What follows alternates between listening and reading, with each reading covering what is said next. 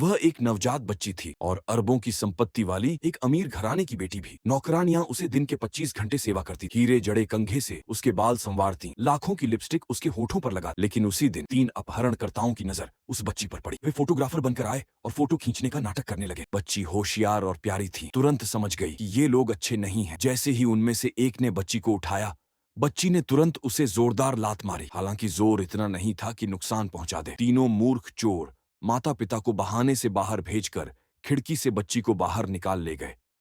कमरे में केवल एक फिरौती पत्र छोड़ गए। जल्द ही वे बच्ची को अपने घर ले आए।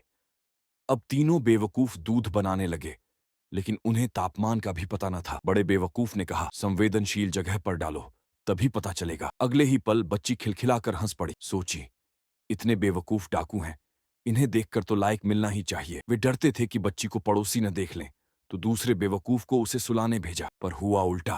थोड़ी ही देर में बच्ची छत पर चढ़ गई और लार टपकाकर बड़े बेवकूफ की गर्दन पर गिरा दी। दोनों ने ऊपर देखा और घबरा गए।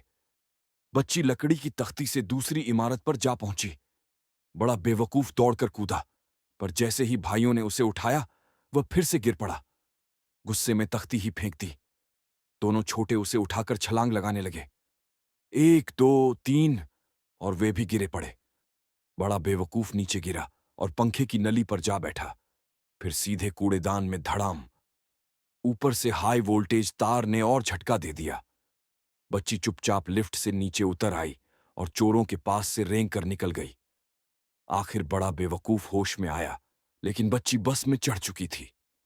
उन्होंने गाड़ी रोककर बस पकड़ी। दरवाजा खोला तो बच्ची गायब थी। असल में बच्ची एक बुजुर्ग महिला की टोकरी में छिप गई थी।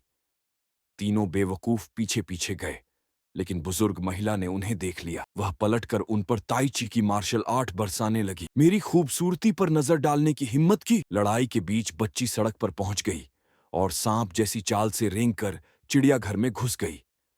वहां उसने गोरिल्ला किंग कांग के साथ दोस्ती कर ली।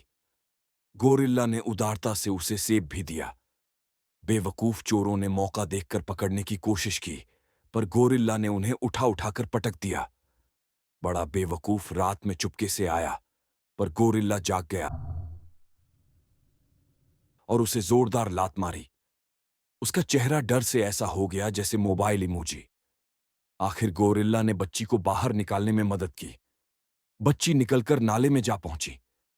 तीनों चोरों ने दूसरी तरफ से पकड़ लिया। तभी पुलिस आई। उन्होंने बच्ची को कपड़ों में छिपा लिया, लेकिन बच्ची ने अंदर ही अंदर शरारत शुरू कर दी। कभी चुटकी काटी, कभी आग जलाई। पुलिस को शक हुआ, पर मौका देखकर बच्ची फिर भाग निकली। चोरों का हाल बेहाल था। कभी सीमेंट में गिरते, कभी ऊंचाई से लटकते, कभी खुद ही आग पकड़ लेते। आखिर बच्ची एक निर्माण स्थल पर पहुंच गई। वह ब्रेड के पीछे पीछे लोहे की बीम पर चढ़ गई। बीम ऊपर उठ गई, बच्ची भी हवा में लटक गई। तीनों चोर डर से पसीना पसीना। बच्ची हंसती खेलती नीचे आ गई, पर तीनों मूर्ख बीम पर फंस गए। एक कंक्रीट में गिरा, दूसरा हवा में झूलता रह गया। बड़ा बेवकूफ सीमेंट मिक्सर में फंस गया। आखिरकार बच्ची क्रेन पर चढ़ी और सुरक्षित नीचे आ गई।